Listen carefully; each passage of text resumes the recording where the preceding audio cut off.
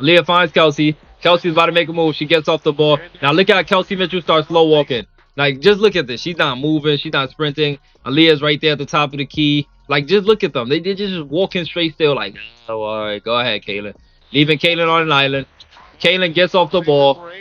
Now her and Kelsey on top of each other. Monique Billings or Leah on top of each other. Yo, that ain't gonna lie. This might be the dumb, yo. This coaching will literally drive anybody. Like, what is this? Why is Monique Billings and Aaliyah together? Why is Kelsey Mitchell and Caitlin Clark together? Like, do we know what spacing means? like, why is it like this is every play on? Like, look at this. You look, pass the ball, pass the ball, pass the ball. Look, Caitlin wide open, plain, pathetic. Well, let's watch it again one more time. Look, Caitlin's wide open. Nobody's on it. Look. This is Caitlin Clark is standing completely wide open on the perimeter, hands up and ready, calling for the ball. Yet not a single teammate even turns in her direction. She isn't being guarded. She isn't trapped by a double team. She's simply standing there alone while the other 4 players appear to be running their own version of the offense, almost as if she isn't even on the court with them. And this doesn't look like simple bad luck or one random possession getting lost in the chaos of a fast-paced game. Anyone watching the footage can see why fans are questioning what's happening. Caitlin Clark repeatedly isn't getting the ball, and the situation is beginning to raise a troubling question. Are her teammates deliberately choosing not to involve her in the offense? Missing open shots because she knows she has to hurry up and get them up. She knows I'm coming out of the game between the 4 minutes and 2.5 minute mark coming out. So I got to be aggressive early. She knows I cannot pass up any shot. I have to probe and look for my shot early in possessions, because once I pass it to Aaliyah or Kelsey or anybody, I'm never getting it back. This is a shitty situation, man. Pardon my language. I didn't want Caitlin Clark the hell off this team. I want Caitlin Clark the hell away from this front office. I want her the hell away from this goofball clown of a coach. Think about how unusual this is in professional basketball.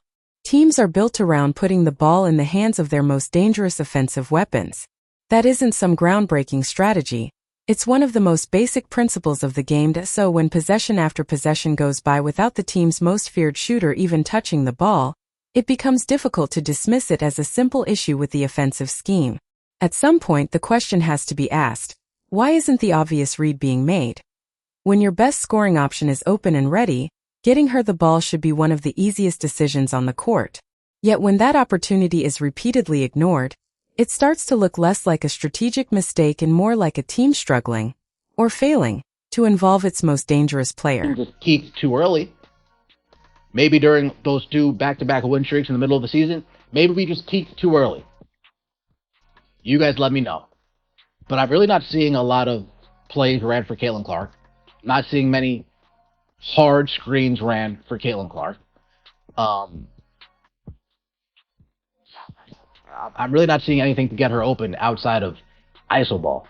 Clark brings the ball up the court and does exactly what a point guard is expected to do. She gives it up early, keeps the offense flowing, and makes the unselfish play. That's textbook basketball, the kind of decision coaches constantly encourage. But then watch what happens after the pass leaves her hands. She never gets the ball back. The ball moves from teammate to teammate, swinging around the perimeter and finding nearly every player on the floor except Clark. Possession after possession, she waits for the ball to come back her way, but it never does. Then, as the shot clock begins to expire, another player is forced into a heavily contested three-pointer while Clark remains open in the corner, still waiting for a pass that never arrives. Also because of stupid coaching and free throws.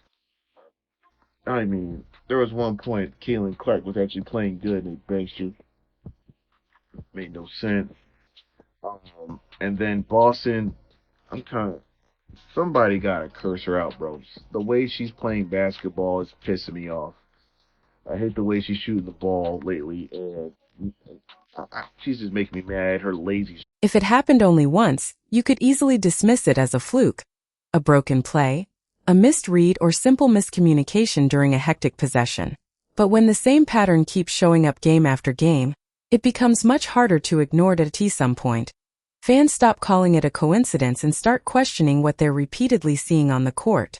Oh, Kelsey Mitchell, your defender could have literally been playing the ball from behind you. So you're literally doing all this, dropping it so nonchalantly. Phoebus could have literally just came and stole the ball right here because you want to throw a little hissy fit again. Kaden gets the ball and look at Kelsey Mitchell with her hands up, just standing right there. No effort to sprint. Aaliyah Boston, no effort to sprint. No flashing to the nail, nothing. Like, look at this. This is embarrassing, Chad. Leaving Caitlin on an island. Like, man, I'm done with this team, Chad. I'm not even going to sit up here and lie to y'all. Then, I posted this right here that Kelsey Mitchell leads all scorers with 9 points in the first quarter, and the Fever are losing by 7. Once again, back to the good old days where Kelsey scores, but the Fever loses the game. Kelsey can score as much as she wants. It won't translate to any wins because Caitlin is not facilitating. She's not creating advantages. So Kelsey can score all the points she wants. Eventually, you can't score 100 points by yourself, Kelsey. And it's going to take that to beat us. Now let's talk about the Liberty game because this particular clip captures exactly why fans have been so frustrated. Clark has the ball at the top of the key, and the defense hasn't even fully collapsed on her yet.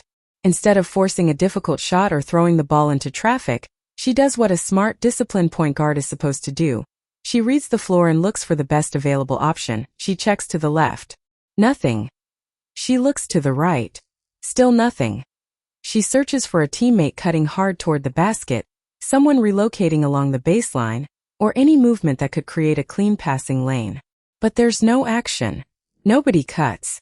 Nobody moves.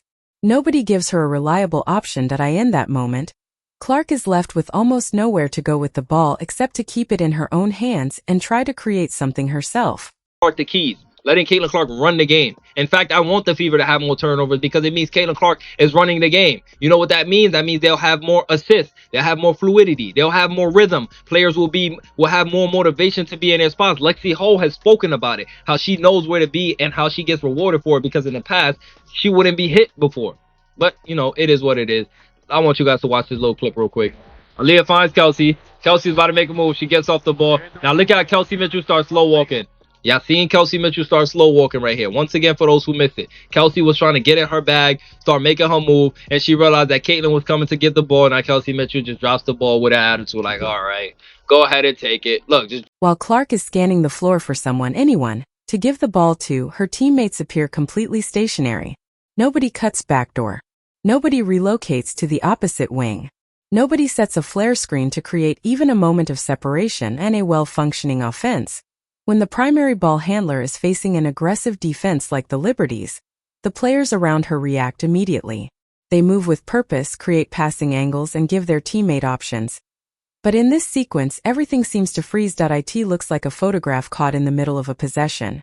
5 professional athletes are on the floor, yet 4 players appear stuck in place while Clark searches for someone to help her escape a difficult situation. And that brings us back to the moment referenced at the beginning of this video. Caitlin was looking for a pass against the Liberty, and what happened? Nobody was there. No cutter. No movement. No teammate creating an opening to help her out. Just Clark facing the defense and trying to find an option that never appeared. Small forward for the entire first half of the game, all the way until about 4 minutes left in the third quarter when the Indiana Fever were down by 9. The girl was playing small forward. Aaliyah Boston brought the ball up the whole first 3.5 quarters. This is ridiculous. This is now Caitlin Clark not involved the first 3 quarters. She got to go one-on-one over and over and over to try to get involved. Nobody passed her the ball not named Sophie Cunningham. This shit is ridiculous, man. This is ridiculous. Caitlin Clark forced the jack-up shots in the first 5 seconds of the shot clock because she knows, God forbid, if she passes the ball to anybody, it's impossible for her to get the ball back at any point in a given possession. It's ridiculous. Bro, Stephanie White played Aaliyah Boston at point guard for 3.5 quarters. I'm ready to lose my mind.